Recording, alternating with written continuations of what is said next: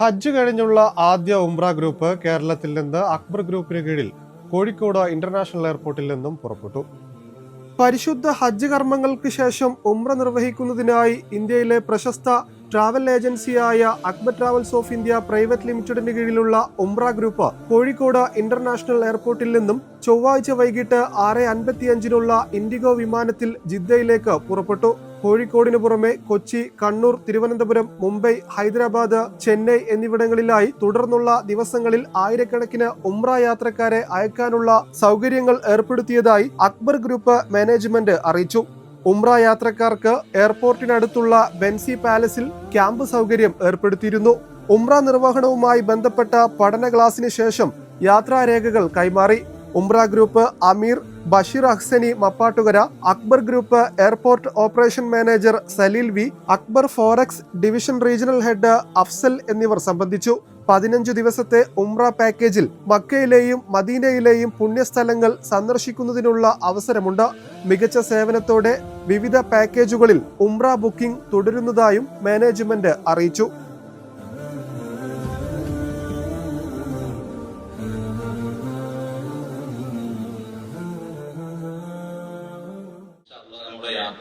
യാത്ര എന്ന് പറയുന്നത് തന്നെ ഹബീബ് റസൂലുള്ളാഹി സ്വല്ലല്ലാഹു അലൈഹി വസല്ലം തങ്ങൾ പറഞ്ഞല്ലോ, അസ്സഫറു ഖിത്അത്തുൻ മിനൽ അദാബ് എന്നാണ്.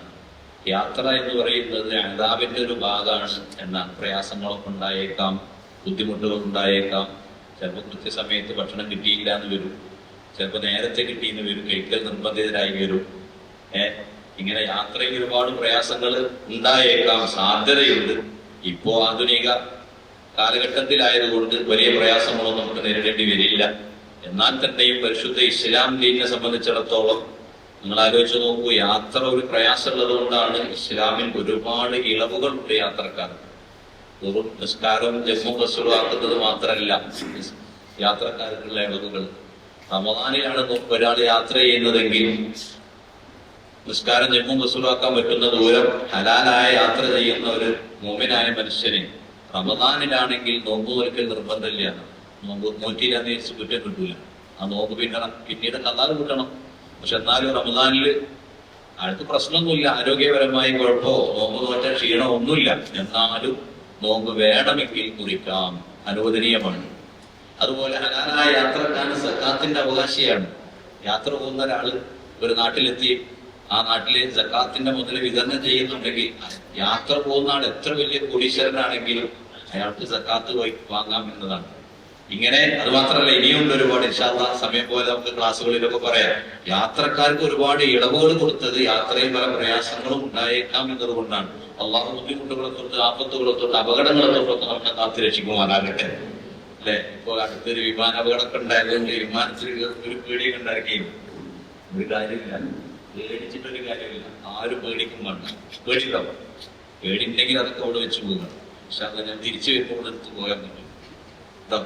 ഇൻഷാ അല്ലാഹ് പേടിക്കൊന്നും വേണ്ട. ഏറ്റവും നല്ല സേഫ്റ്റി ഉള്ള വാഹനമാണ് ഈ വിമാനം എന്ന് പറയുന്നത്. വളരെ അപൂർവമായി മാത്രമേ ഇങ്ങനെ അപകടങ്ങളിലൊക്കെ വിടുള്ളൂ. അപ്പൊ അതുകൊണ്ട് അങ്ങനത്തെ വിഷയങ്ങളിലൊന്നും ആരും പേടിക്കണ്ട.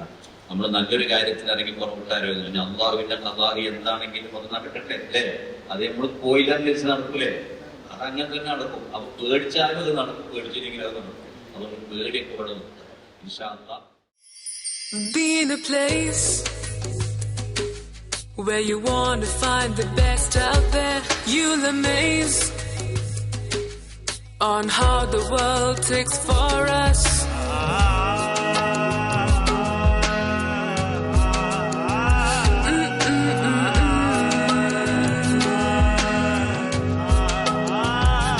We got dreams, we got smiles, we got plans for everyone. We got dreams, we got smiles, we got plans for everyone. Akbar Travels of India Private Limited. Your travel made.